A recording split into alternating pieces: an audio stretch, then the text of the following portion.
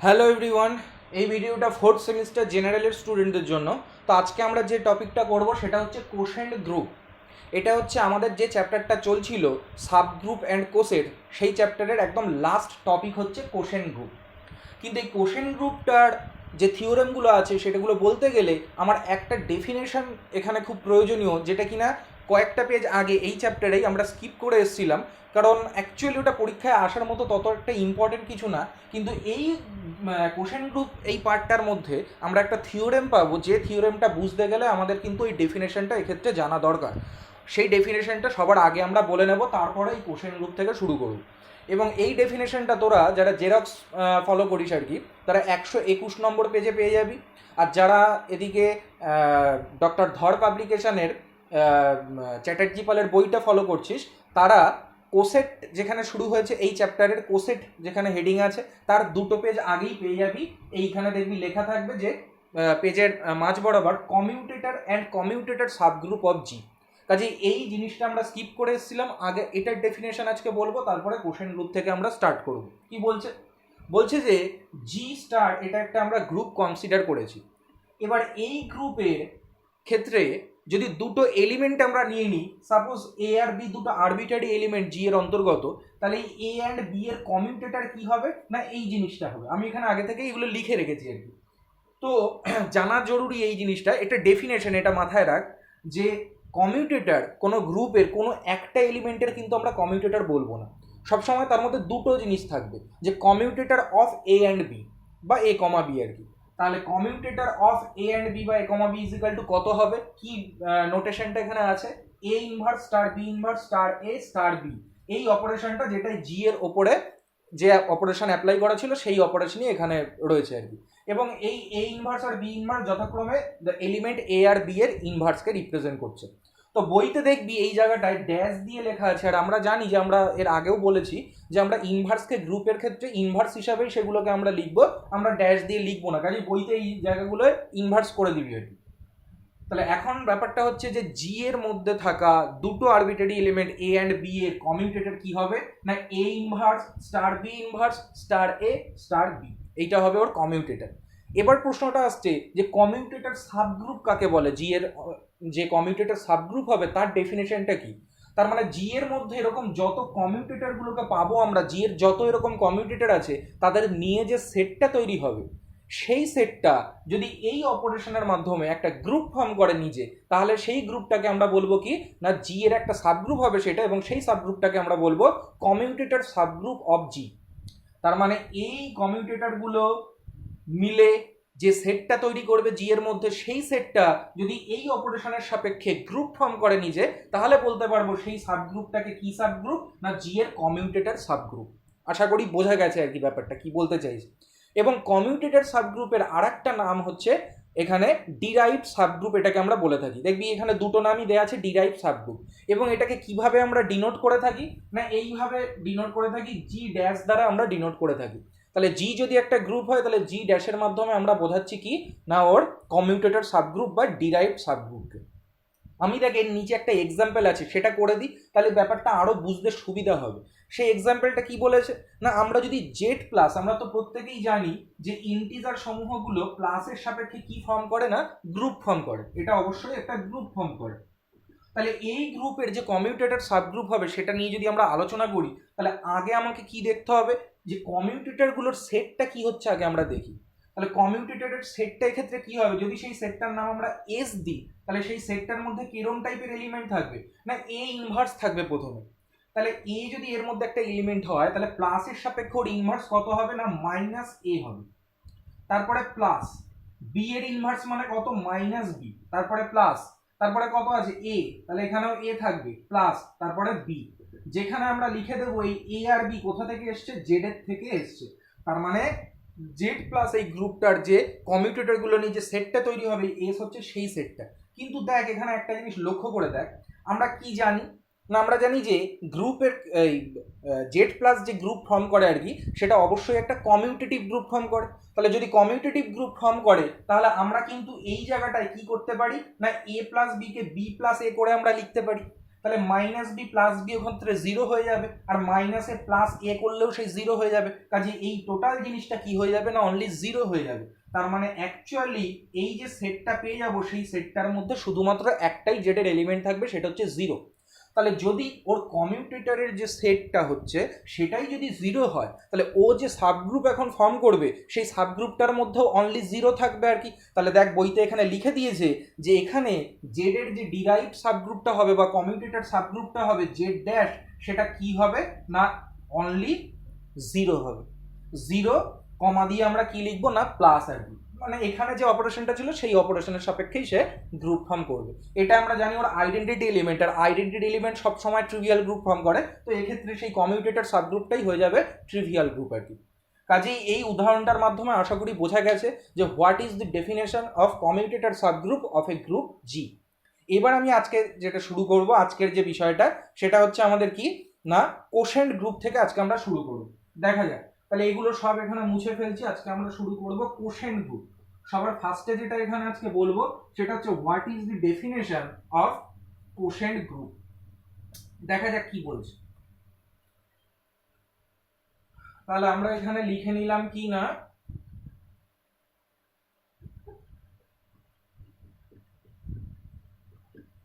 Quotient group. ওকে, কি বলছে ডেফিনেশনটা? বলছে যে let H be a normal subgroup of a group G. তাহলে জি হচ্ছে একটা গ্রুপ আর এইচ হচ্ছে ওর একটা নর্মাল সাবগ্রুপ। আমাদের আগের ভিডিওতে আমরা নর্মাল সাবগ্রুপ সম্বন্ধে পড়েছি। তাহলে আমি যদি এখানে ছবির মতো আঁকি আর কি, জাস্ট এখানে নর্মাল সাবগ্রুপ বোঝাতে পারবো না, জাস্ট সাবগ্রুপ দেখানোর জন্য আমি কি করছি না এইটা আমরা বড়টা ধরে নিলাম, সেক্ষেত্রে জি গ্রুপ, আর এইচটা হচ্ছে ওর একটা সাবগ্রুপ যেটা কিনা অবশ্যই নর্মাল বলেছে। তাহলে বলছে যে then there is no distinction between left and right coset of H in G, let G by H be the collection of all cosets of H in G. খেয়াল করে দেখ, যদি বলতো এইচটা জি এর জাস্ট একটা সাবগ্রুপ, তাহলে এর যেমনিভাবে জি এর মধ্যে লেফট কোসেট থাকতো, সিমিলারলি রাইট কোসেটও এক্সিস্ট করতো। কিন্তু আমরা জানি যে কোনো একটা সাবগ্রুপকে আমরা নর্মাল সাবগ্রুপ কখন বলি, যদি for all A belongs to G এর জন্য A H is equal to H A হয়ে যায়। এটা আমরা আগের দিন দেখেছিলাম কি হতে হয়, A H is equal to H A for all A belongs to G এর জন্য, যদি জি এইচটা নর্মাল সাবগ্রুপ হয়। তার মানে সেক্ষেত্রে এইচ এর যেটা লেফট কোসেট হবে সেটাই কি হয়ে যাবে রাইট কোসেট। আর সেক্ষেত্রে আমরা জানি যে আলাদা করে লেফট আর রাইট কোসেট করে আমরা ডিস্টিংশন করতে পারবো না, অনলি কি বলবো না ওর কোসেট বলবো। সুতরাং এই যে ব্যাপারটা যে লেফট আর রাইট কোসেটের যাতে ব্যাপারটা না থাকে, এই যে ডিফারেন্সিয়েশনটা এটা যাতে না থাকে, শুধু যাতে আমরা কোসেট বলতে পারি, এই কারণেই এই এইচটাকে জি এর কি নিয়ে নেওয়া হয়েছে না নর্মাল সাবগ্রুপ নিয়ে নেওয়া হয়েছে। নাহলে কিন্তু এমনি সাবগ্রুপও যদি নিয়ে নিতাম তাহলেও কিন্তু তার কোসেট এক্সিস্ট করতো, প্রবলেম ছিল না। কিন্তু সেক্ষেত্রে দেখা যেত যে কিছু তার লেফট কোসেট রয়েছে, কিছু তার রাইট কোসেট রয়েছে, এবং তারা সমান হতো না, লেফট এবং রাইট কোসেট পরস্পর সেক্ষেত্রে সমান হতো না।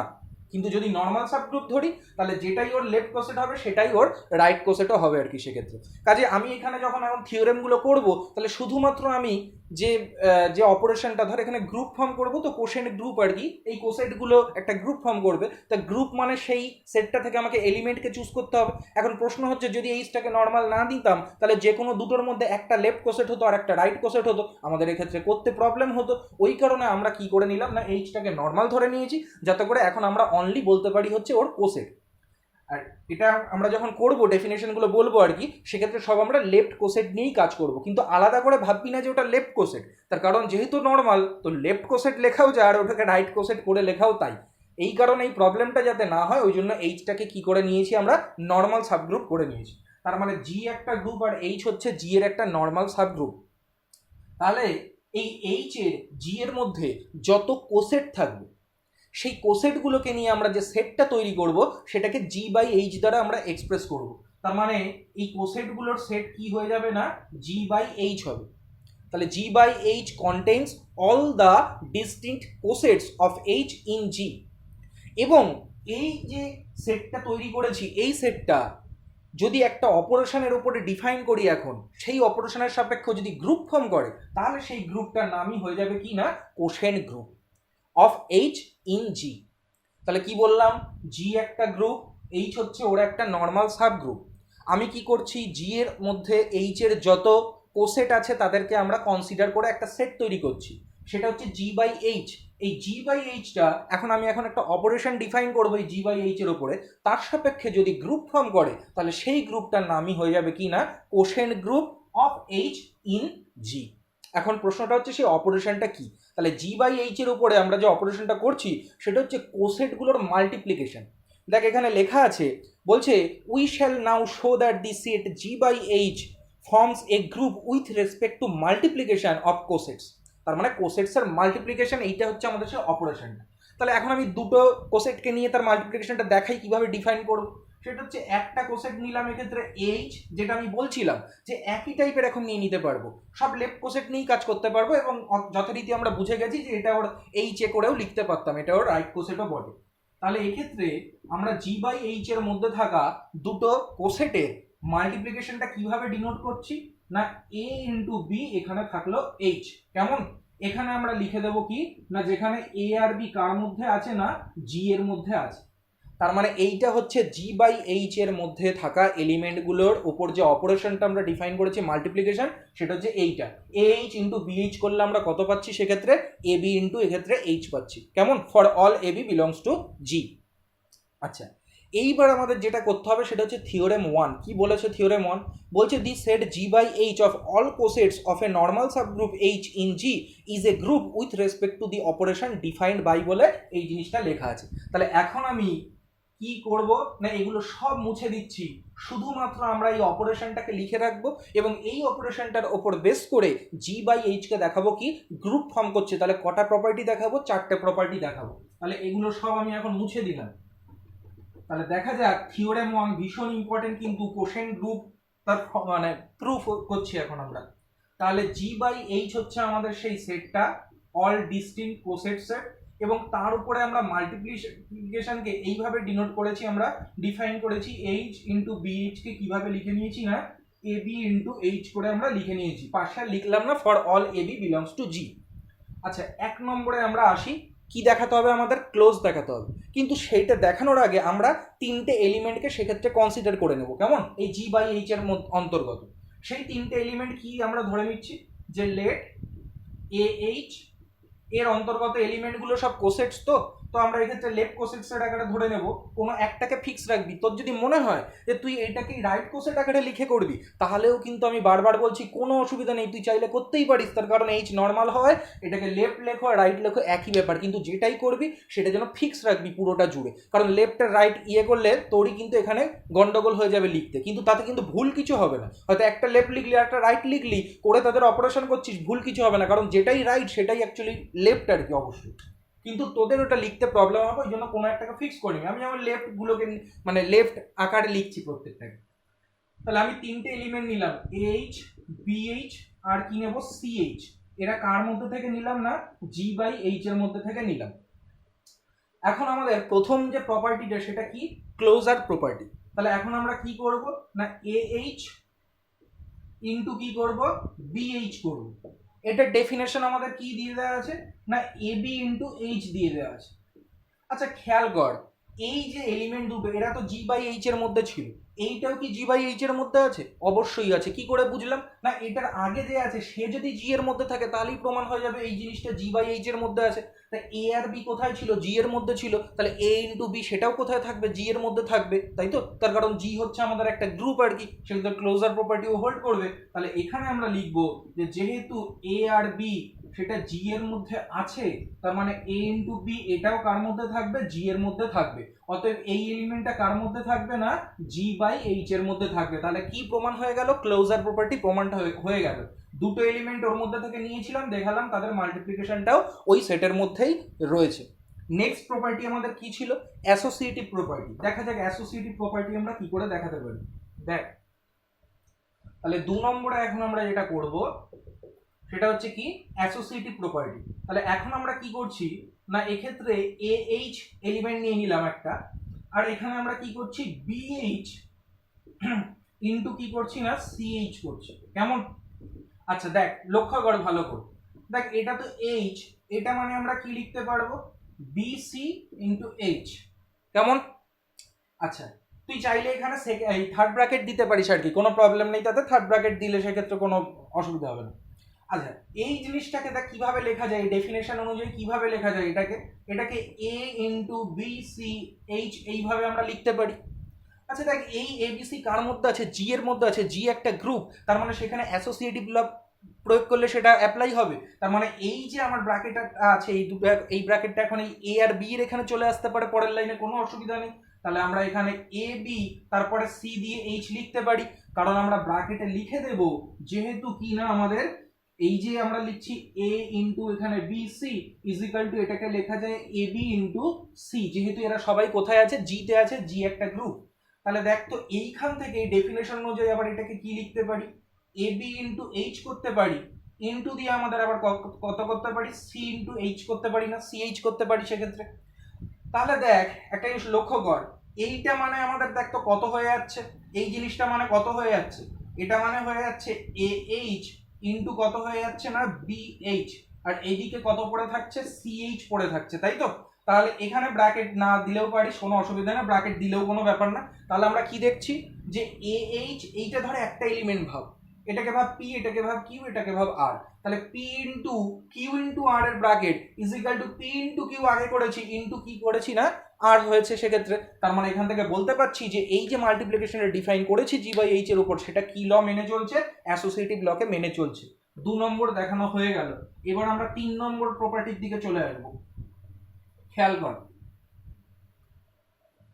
দেখ 3 নম্বর প্রপার্টি আমাদের কি ছিল না, আইডেন্টিটি এলিমেন্ট সেই গ্রুপের, তাই তো। তাহলে এখন আমি একটা এলিমেন্টকে লিখছি। আচ্ছা আমরা জানি যে এইচ যদি জি এর একটা সাবগ্রুপ হয়, তার মানে এইচ নিজেই ওর লেফট কোসেটও হবে এবং সে তার নিজের রাইট কোসেটও হবে। তার মানে এটা আমরা আগে দেখে এসেছিলাম, এইচকেই আমরা চাইলে ইএইচ করে লিখতে পারি, আবার এটাকেই চাইলে আমরা এইচ ই করেও লিখতে পারি। মানে H is a left coset of itself as well as a right coset of itself. তাহলে দেখ এখন একটা জিনিস লক্ষ্য কর, আমরা এই জি বাই এইচ এর মধ্যে থেকে যে কোনো একটা এলিমেন্টকে নিলাম এইচ, কেমন, আমরা এইচ এর সঙ্গে কি করছি, এই এইচ এর মাল্টিপ্লিকেশন করছি, কেমন। তাহলে দেখ তো এই এইচ কে এখন আমরা কিভাবে লিখতে পারি, ইএইচ করে লিখতে পারি না, ওকে। তাহলে এইটা ডেফিনেশন অনুযায়ী কি হয়ে যাবে, ই এ এখানে এইচ হবে, ই ইন্টু এ মানে কত, এটা এইচ থেকে গেল। তার মানে আমি একটা এলিমেন্ট পেয়েছি কার মধ্যে, জি বাই এইচ এর মধ্যে। তাতে করে সেই এলিমেন্টের সঙ্গে এর যে কোনো একটা এলিমেন্টের গুণ করলে দেখছি সেই যে এলিমেন্টটাকে আমরা গুণ করেছি আর কি, সেই এলিমেন্টটাই আবার ব্যাক করছে। সিমিলারলি এটা তো একটা সাইডের গুণ গেল, আবার আমরা কি দেখাতে পারবো না, এ এইচ ইন্টু এইচ করে কিভাবে লিখতে পারবো, এটাকে এ এইচ লিখতে পারবো, এই এইচটাকে ইএইচ করে লিখতে পারবো। ডেফিনেশন অনুযায়ী এটা হয়ে যাবে এ ইন্টু ইএইচ, এ ইন্টু ই মানে এটা এ এইচ হয়ে যাচ্ছে। তাহলে সেই আমাদের ডেফিনেশন অনুযায়ী দেখ ভালো করে লক্ষ্য কর, A into E is equal to A, আবার E into A is equal to A. তার মানে এখান থেকে কি বলতে পারি, এইচটা এইচ এর কি না ইনভার্স। তার মানে সরি ইনভার্স বলছি, এই এইচটা হচ্ছে এই জি এর কি না আইডেন্টিটি এলিমেন্ট, কারণ ওর সঙ্গে জি এর যে কোনো এলিমেন্টের গুণ করলে সেই এলিমেন্টটাই আবার আমরা ব্যাক করতে পারছি। সুতরাং এই যে গ্রুপটা আমরা দেখাতে চাইছি তার আইডেন্টিটি এলিমেন্ট এ, এই ই ইজ ইকাল টু কত না এইচ, এইচ নিজেই হচ্ছে এই যে আমরা গ্রুপটা জি বাই এইচ কোশেন্ট গ্রুপটা দেখাতে চাইছি, এইচটা হচ্ছে ওর নিজের কি না identity element, G by H এর আইডেন্টিটি এলিমেন্ট হচ্ছে কে, এইচ। আর একটা জিনিস দেখানো বাকি আছে, সেটা হচ্ছে কোনো একটা এলিমেন্ট জি বাই এইচ এর মধ্যে থেকে নিলে তাহলে ইনভার্সও জি বাই এইচ এর মধ্যে থাকবে, সেইটা আমরা এখন দেখাতে চাই। তাহলে এখন আমরা 4 নম্বর প্রপার্টিটা প্রুফ করতে চাই, কেমন, তাহলে দেখা যাক। তাহলে আমি এখানে লিখে নিচ্ছি 4 নম্বর প্রপার্টি। দেখ সাপোজ আমি ধরে নিলাম এ এইচটা যে কোনো একটা এলিমেন্ট জি বাই এইচ এর অন্তর্গত, অতএব এটা কোথায় থাকবে না জিতে থাকবে। আচ্ছা জি তো একটা গ্রুপ, এ যদি জিতে থাকে তাহলে এ ইনভার্স সেটাও কোথায় থাকবে, জিতে থাকবে। এগুলো বইতে দেখবি ইনভার্স না দিয়ে হয়তো ড্যাশ দিয়ে দিয়েছে, এগুলোকে কিন্তু সব ইনভার্স করে নিবি আর কি, আমি যেটা বলেছি আর কি, না এখানে ইনভার্স দিয়েছে অসুবিধা নেই, যেখানে যেখানে ড্যাশ আছে ওগুলোকে ইনভার্স করে নিবি। আচ্ছা এ ইনভার্সটা যদি জিতে থাকে, অতএব আমি বলতে পারবো তো যে এ ইনভার্স এইচ এটাও কার মধ্যে বিলং করবে না জি বাই এইচ এর মধ্যে বিলং করবে। এখন এটার সঙ্গে এটার আমরা মাল্টিপ্লিকেশন করে দেখি কি আসে। তাহলে এখন আমরা মাল্টিপ্লিকেশন করছি কি, এ এইচ ইন্টু কত হয়ে গেল এ ইনভার্স এইচ। ডেফিনেশন অনুযায়ী এটা কত হয়ে যাবে a inverse H, A inverse মানে কত ই এইচ, আর ই এইচ মানে হচ্ছে H. Similarly A inverse H এর সঙ্গে যদি আমরা এ এইচ এর এখানে মাল্টিপ্লিকেশন করি তাহলে এখানে ডেফিনেশন অনুযায়ী হয়ে যাবে a inverse a into H, that means e H, তার মানেই হচ্ছে এইচ। তার মানে আমরা দেখছি এই যে এলিমেন্টটা এটা যদি এ হয় তাহলে এটা তার ইনভার্সের মতো কাজ করছে না, এ ইনটু এ ইনভার্স কত হয়ে গেছে, ই হয়ে গেছে। তেমনি হবে এ ইনভার্স ইনটু এ কত হয়ে গেছে, ই হয়ে গেছে, যেটা কিনা এইচটা যেহেতু এই গ্রুপের ক্ষেত্রে ই এর কাজ করছে আইডেন্টিটি এলিমেন্ট, অতএব আমি এখানে কি লিখতে পারবো, এ এইচ এই এলিমেন্টটার ইনভার্স কত হয়ে যাবে, এ ইনভার্স এইচ হয়ে যাবে, যেটা কিনা কার মধ্যে আছে, অবশ্যই জি বাই এইচ এর মধ্যে আছে। তার মানে দেখছি জি বাই এইচ এর প্রতিটা elementary inverse G by H এর মধ্যে এক্সিস্ট করছে। সুতরাং জি বাই এইচটা এই মাল্টিপ্লিকেশন যেটা ডিফাইন করেছি তার সাপেক্ষে কি ফর্ম করছে, গ্রুপ ফর্ম করছে। আর এই গ্রুপটাকেই আমরা কি গ্রুপ বলবো, কোশেন্ট গ্রুপ বলবো। আশা করি বোঝা গেছে প্রুফটা। এর পরে দেখ যেটা আছে কোশেন্ট গ্রুপ বলে হেডিং দেওয়া আছে, এটার আলাদা করে লেখার দরকার ছিল না, এখানে এই জিনিসটাই বলেছে যে এইচ যদি জি এর একটা নর্মাল সাবগ্রুপ হয়, যেটা করলাম, তাহলে এইচ এর যত কোসেটস থাকবে জি এর মধ্যে সেই কোসেটসগুলো নিয়ে এবং এই মাল্টিপ্লিকেশনটা যদি তার উপরে ডিফাইন করি, তাহলে আমরা দেখছি এইমাত্র প্রমাণ করলাম যে সেই জি বাই এইচটা একটা গ্রুপ ফর্ম করছে এবং সেই গ্রুপটার নাম হচ্ছে কোশেন্ট গ্রুপ, সেটা এখানে লিখে দিয়েছে। ওটাকে আমরা কিভাবে মানে ওটা প্রোনাউন্সিয়েশন করব, এই জি বাই এইচটাকে কোশেন্ট গ্রুপ যে বলবো তার সঙ্গে আরও একটু কথা বলতে হবে যে G by H is the quotient group of H in G. তার মানে জি এর মধ্যে কিন্তু এরকম কোশেন্ট গ্রুপ অনেক থাকতে পারে, তুই জি এর যে কোনো নর্মাল সাবগ্রুপ নিয়ে নিলেই তার সাপেক্ষে কিন্তু এক্ষেত্রে কোশেন্ট গ্রুপ এক্সিস্ট করবে। তার মানে G by H is the quotient group of H in G. কেমন? আচ্ছা, নেক্সট হচ্ছে থিওরেম 2। দেখা যাক থিওরেম 2 তে কি বলছে।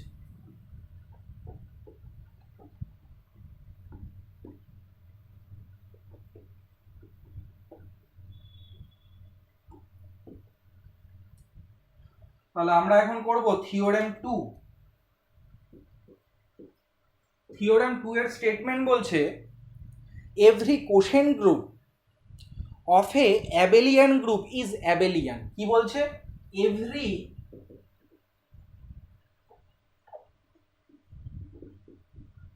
Every quotient group of an abelian group is abelian. কেমন? এই হচ্ছে আমাদের থিওরেমটা, আমরা এখন প্রুফটা করব। দেখা যাক প্রুফটা কিভাবে করতে পারি।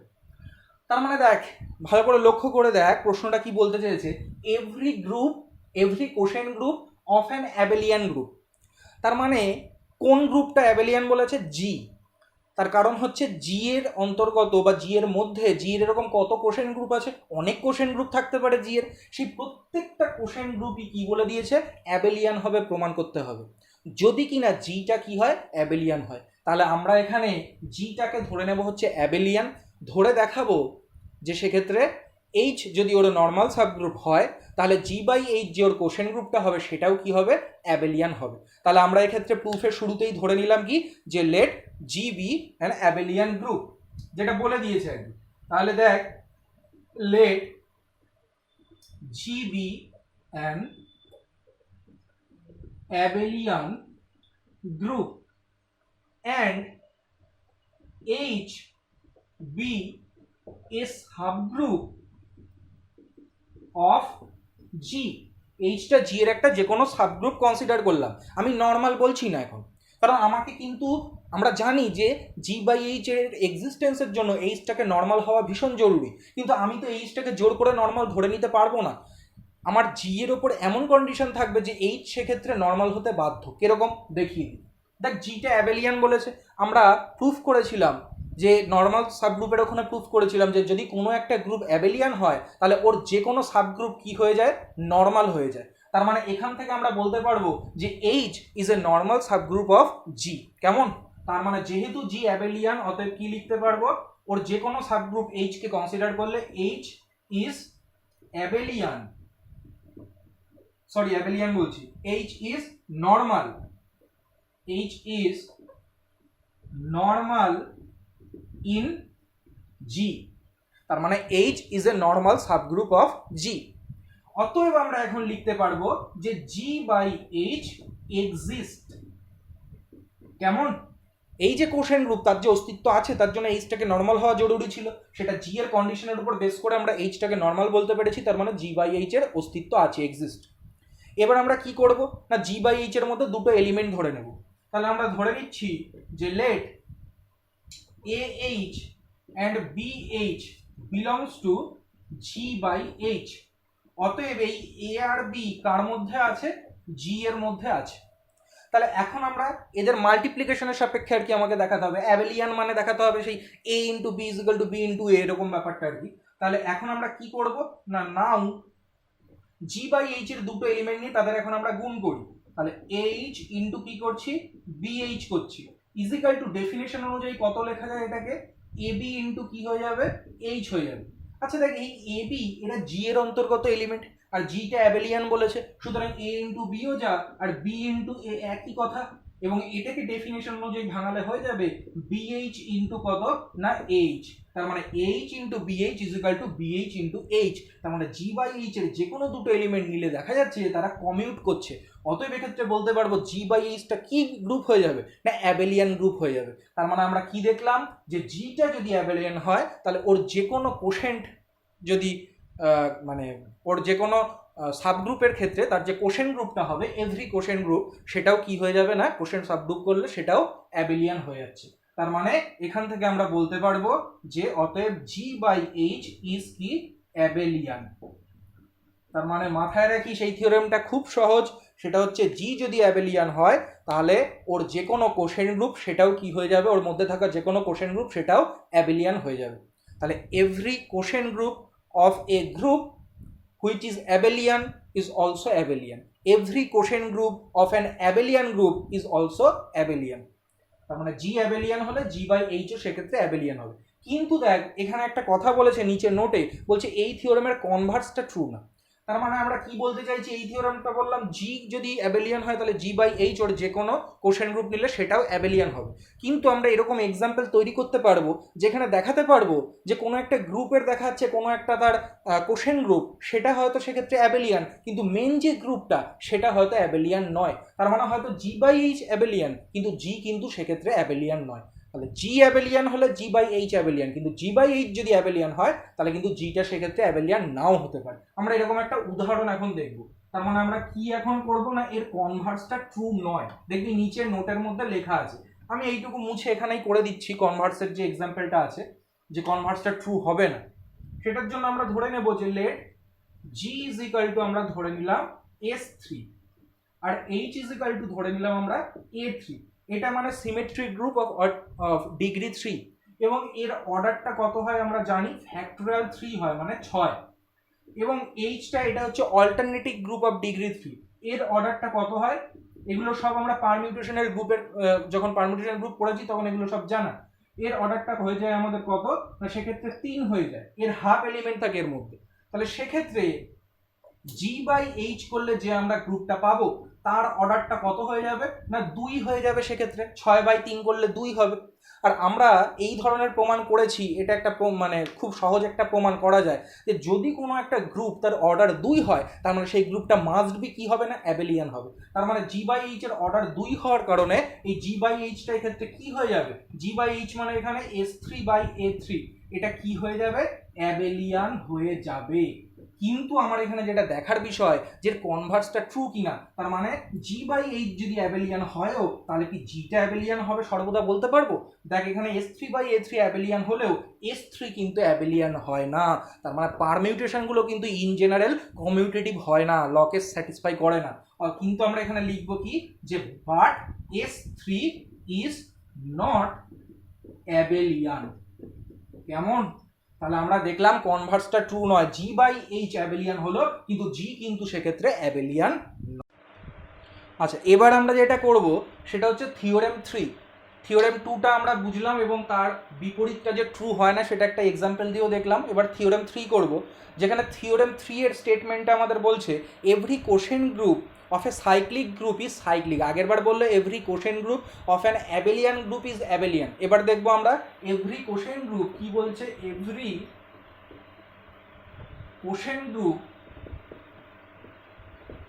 quotient group of a cyclic group is cyclic. কেমন?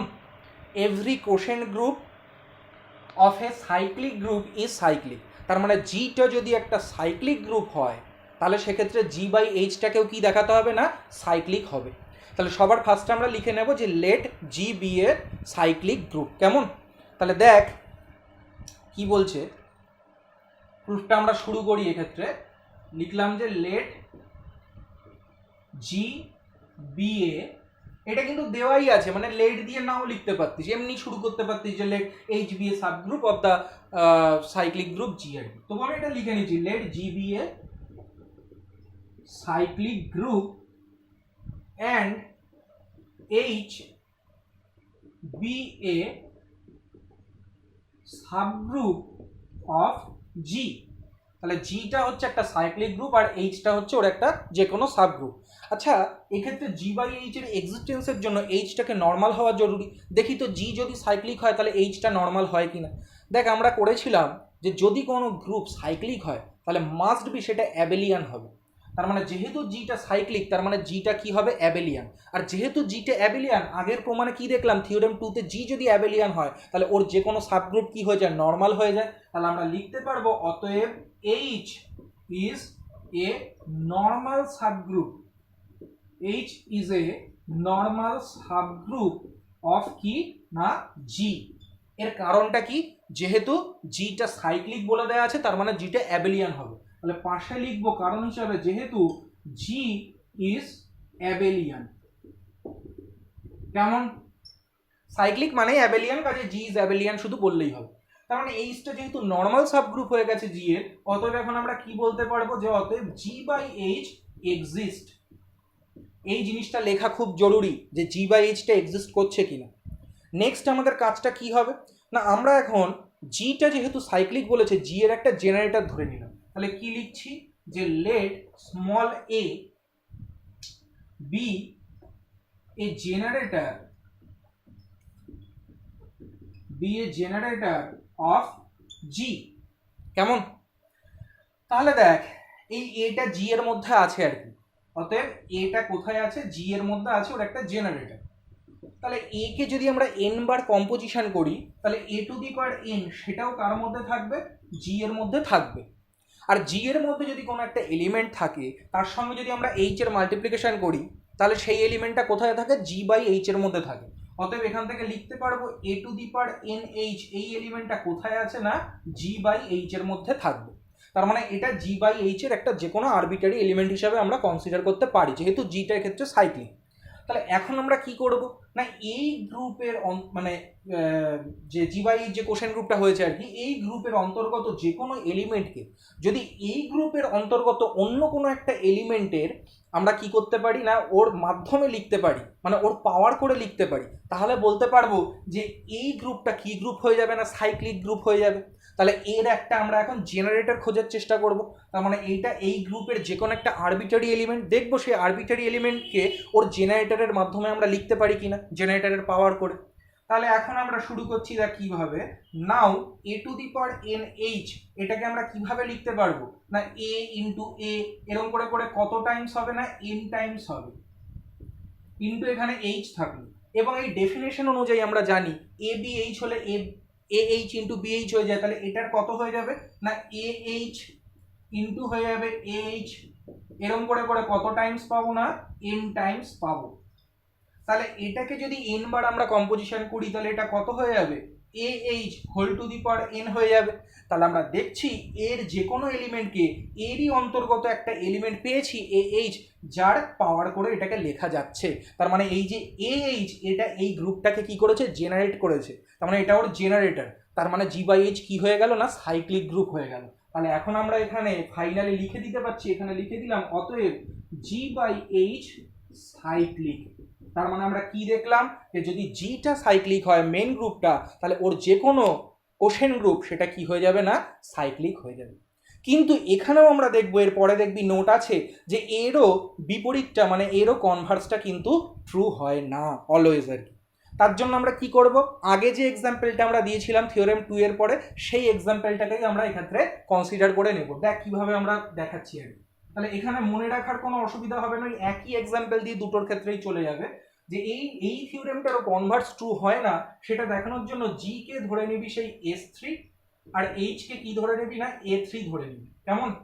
তাহলে সেক্ষেত্রে জি বাই এইচ এর অর্ডার কত হয়ে যাবে না, আমরা আগের বারও দেখলাম এটা 2 হয়ে গেছিল, এবং এক্ষেত্রে A3টা কিন্তু S3 একটা নর্মাল সাবগ্রুপ প্রমাণ করা যায়। নর্মালের মধ্যে দেখবি এর ইয়েটা করে দেওয়া আছে অঙ্কের মধ্যে যে A3 is a normal subgroup of S3, তার মানে জি বাই এইচ এর এক্সিস্টেন্স আছে এবং তার অর্ডারটা 2।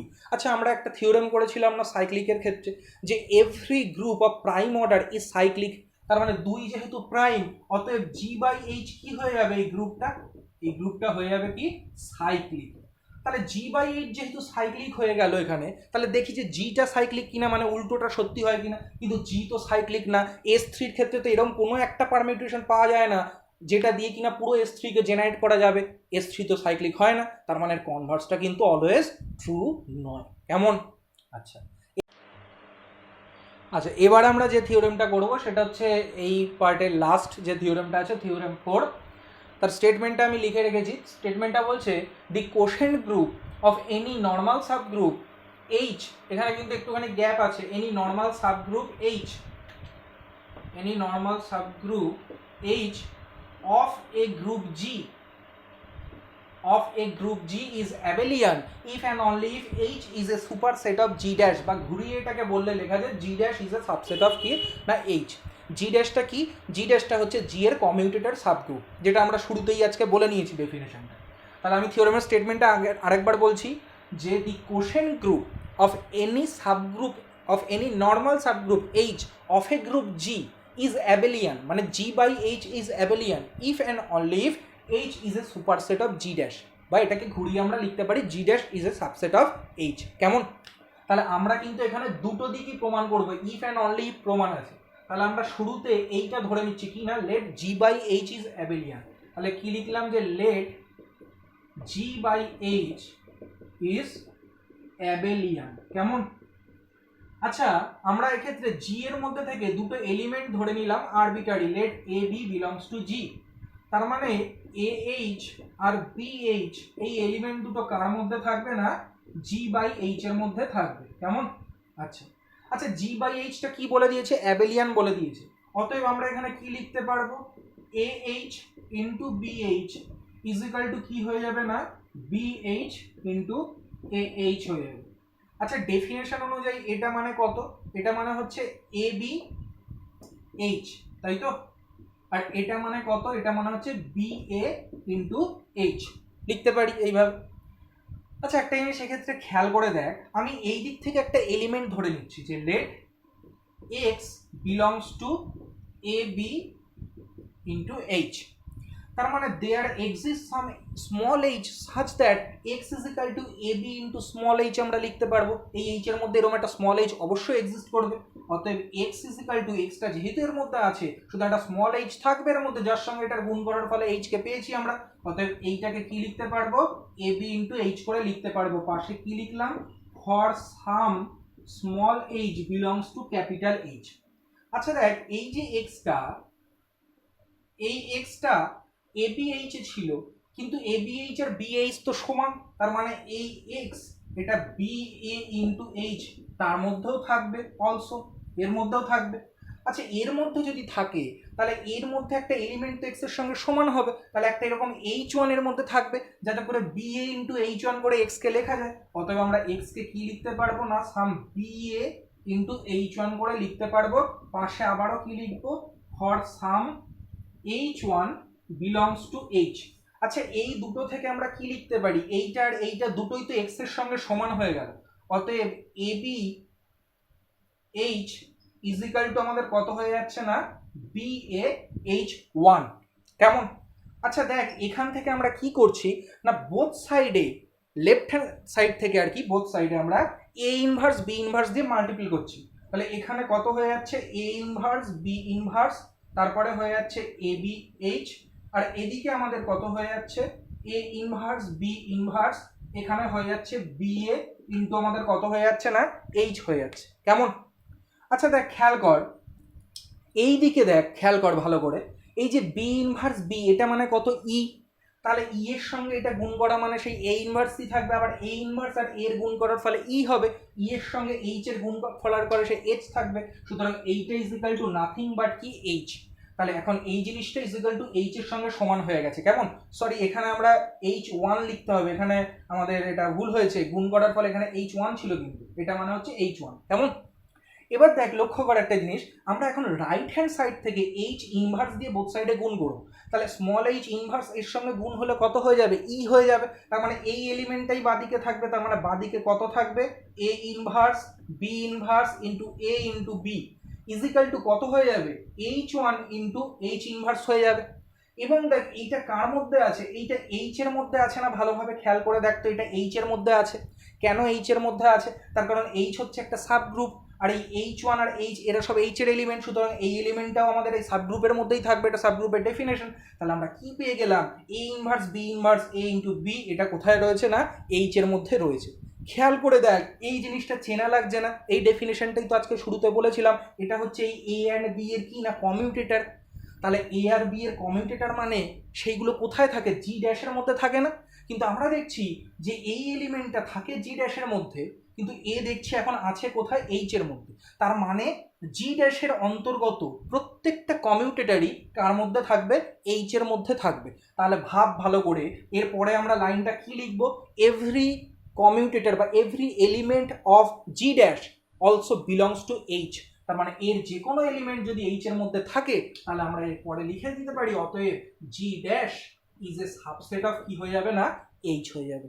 আশা করি বোঝা গেছে ব্যাপারটা। আমি আর এখানে ওই লাইনটা লিখলাম না, লিখবি যে অতএব every element of G dash belongs to H, অতএব G dash is a subset of H. একটা সাইড প্রুফ করে ফেললাম। এখানে প্রুফের ক্ষেত্রে আমি একটু বলে দিই যে এখানে একটা জিনিস বেশি লেখা রয়েছে, এই লাইনটা একটু ইয়ে করে নে, কেটে নেই, লাইনটা জাস্ট ব্র্যাকেটের মধ্যে ইয়ে করে রাখ, এটা এক্সামে লিখবি না আর কি আসলে। সেটা হচ্ছে দেখ প্রুফের শেষের দিকে একটা প্যারা পাবি, since every element of G dash is product of some commutator বলে, ওই যে লাইনটা পাচ্ছিস ওই সাম এভরি এলিমেন্ট, ওই সাম থেকে বাদ দেওয়া শুরু করবি।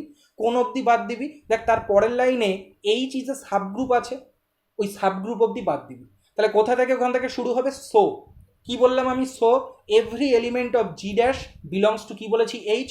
দেখ ওইখান থেকে মিলে যাচ্ছে, অতএব লিখতে পারবো জি ড্যাশ কি হয়ে যাবে না is a subset of H, বা ঘুরিয়ে বললে H is the superset of G dash. আশা করি বোঝা গেছে। ওই অংশটুকু জাস্ট বাদ দিব, ওইটা এক্সট্রা লেখা, ওটা লেখার কোনো দরকার নেই। এবার আমরা কি করব? আমরা এবার উল্টো সাইডটা করব। উল্টো সাইডটা করব মানে কি? আমরা এবার ধরে নেব যে let G dash is a subset of H, দিয়ে আমরা দেখাবো যে জি বাই এইচ কি হয়ে যাবে না অ্যাবেলিয়ান হয়ে যাবে। কেমন?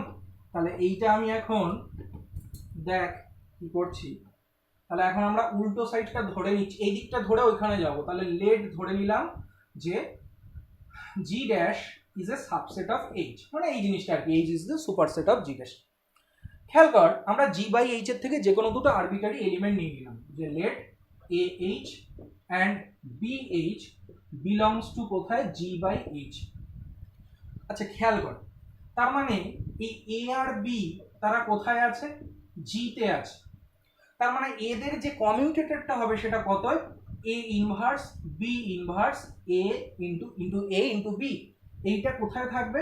জি ড্যাশে থাকবে, কারণ কমিউটেটরগুলোর যে সেটটা হয় সেটা হচ্ছে জি ড্যাশ আর কি, যেটা গ্রুপ ফর্ম করে আর কি, যেটাকে কমিউটেটর গ্রুপ বলি আমরা। তাহলে এই যে কমিউটেটরটা সেটা আছে জি ড্যাশের মধ্যে, কিন্তু জি ড্যাশটা আবার কার সাবসেট? এইচ এর সাবসেট। অতএব এখান থেকে বলতে পারবো a inverse into b inverse into a into b এটা কার মধ্যে রয়েছে না এইচ এর মধ্যে রয়েছে, যেহেতু এটা জি ড্যাশে থাকে বা জি ড্যাশটা এইচ এর সাবসেট, সুতরাং এইচ এ রয়েছে। আচ্ছা খেয়াল কর, এইটা যদি এইচে থাকে এরপরে আমি কিভাবে প্রুফ করবো? দেখ আমি একটা কোসেটের ক্ষেত্রে একটা আমরা থিওরেম করেছিলাম, ইফ অ্যান্ড অনলি, আমি পাশে থিওরেমটা লিখছি, তার স্টেটমেন্টটাকে আমরা ইউজ করব। কি ছিল সেটা? যে a H is equal to b H if and only if a inverse b belongs to H. দেখবি ওখানে আমরা কোসেটের ক্ষেত্রে দুটো মানে একটা থিওরেমেরই এটা দুটো পার্ট ছিল, যে H is equal to b H হবে if and only if a inverse b belongs to H, আর H is equal to H b হবে ইফ অ্যান্ড অনলি ইফ, এটা হয়ে যাবে b a inverse belongs to কি না H. কেমন? তাহলে এই জিনিসটাকে এখন এখানে কাজে লাগাবো। এবার ভালো করে দেখ কি বলতে চাইছি, খেয়াল কর। এই যে শুরুতে লেখা আছে এ ইনভার্স বি ইনভার্স, ওটাকে আমরা চাইলে কিভাবে লিখতে পারি না, এ ইনভার্স বি ইনভার্স মানে হচ্ছে বি এ তার ইনভার্স। তাহলে এই এ ইনভার্স বি ইনভার্সকে আমরা লিখে দেবো কত, বি ইন্টু এ তার ইনভার্স। তারপরে কত থাকলে এ ইন্টু বি, এদিকে থাকলে এটা কোথায় আছে, এইচে আছে। এবার মনে মনে এর সঙ্গে এটাকে মেলা, এইটাকে মনে মনে এ ভাব, এটাকে বি ভাব। তাহলে এ ইনভার্স বি যদি এইচে থাকে তাহলে এইচ ইজ ইকাল টু কি হয়ে যাবে, বি এইচ হবে। তাহলে এটা হচ্ছে এ, তার মানে এ এইচ ইজ ইকাল টু আমাদের কত হয়ে গেল, এটা হচ্ছে এখন আমাদের বি, তাহলে বি এইচ হয়ে গেল। আচ্ছা ডেফিনেশন অনুযায়ী এটাকে কিভাবে লেখা যায়, b H into a H করে লেখা যায়। এদিকে কত হয়ে গেল, এ এইচ ইন্টু কত, বি এইচ। তাহলে এইচ আর বি এইচ আমাদের কি ছিল, জি বাই এইচ এর যে কোনো দুটো আরবিটারি এলিমেন্ট, তারা কি দেখছি তাদের মাল্টিপ্লিকেশনটা কমিউট করছে। সুতরাং ওর যে কোনো দুটো এলিমেন্ট যদি কমিউট করে আর কি, আরবিটারি দুটো এলিমেন্ট, সুতরাং ওই গ্রুপটা কি গ্রুপ হয়ে যাবে, অ্যাবেলিয়ান গ্রুপ হয়ে যাবে। তাহলে আমরা উল্টো সাইডটাও প্রমাণ করে ফেললাম। আশা করি প্রুফটা বোঝা গেছে। তো ভীষণ ইম্পর্টেন্ট কিন্তু আজকে যে থিওরেমগুলো হলো আর কি প্রত্যেকটাই। এরপরে যেটা করবি দেখবি তিনটে ইলাস্ট্রেশন এক্সাম্পল করে দেওয়া আছে আর কি, দেখবি। এবং তারপরে এক্সারসাইজে চলে আসবি, দেখবি এক্সারসাইজের ক্ষেত্রে 46টা অঙ্ক আছে। কিন্তু 46টা অঙ্ক বলে এটাকে ভয় পাওয়ার কোনো ব্যাপার নেই। তার কারণ আমি বলছি, তুই এটা দেখলেই বুঝতে পারবি যে আমরা এই যা এতদিন ধরে পড়লাম সাবগ্রুপ অ্যান্ড কোসেটে, তার থিওরেমগুলো এবং তার এক্সাম্পলগুলোও এখানে কোশ্চেন হিসাবে তুলে দেওয়া আছে। তাতে করে এই 46টা করলে কিন্তু এর মধ্যে দেখবি যে মিনিমাম আমি তোকে বলতে পারি যে 80 থেকে 90% তোকে নতুন করে করতে হবে না, তুই বইয়ের মধ্যেই সেই জিনিসগুলোকে খুঁজে পাবি। কিন্তু এখানে কোশ্চেন আকারে দেওয়া আছে এবং আমি এগুলো করতে বলছি তার কারণ হচ্ছে আমার একবারে কিন্তু পরীক্ষার জন্য প্রস্তুতিটাও, প্রিপারেশনটাও এর মাধ্যমে কমপ্লিট হয়ে যাবে। কেমন? কাজে এগুলো সবই বইয়েরই জিনিস, 80 থেকে 90%। সেগুলো কিন্তু তোকে আলাদা করে ভেবে চিন্তা করতে হবে না, যা এতদিন করেছি সেখান থেকেই সেগুলো লিখতে পারবি। আমি এইখান থেকে 46টা থেকে 4টে অঙ্ক বাদ দেবো, তোর 42টা করলেই হবে। 1 নম্বরের কোশ্চেনটা করতে হবে না, 7 দাগ করতে হবে না, তারপরে হচ্ছে 26 করতে হবে না, আর 34 করতে হবে না। এই 4টে বাদ দিয়ে যে 42টা আছে তার মধ্যে আমি বলতে পারি 90% বইতে করে দেওয়া আছে, কিন্তু সেগুলো এই কোশ্চেনগুলো করার মাধ্যমে প্র্যাকটিস হয়ে যাবে, তোর ভালো করে প্রিপারেশনটা কমপ্লিট হয়ে যাবে। আর বাকি 10% হয়তো তোকে নিজে করতে হতে পারে। কাজেই খুবই সিম্পল আর কি ব্যাপারটা। তো আশা করি আজকে যা হলো সব বোঝা গেছে। কেমন? Thank you.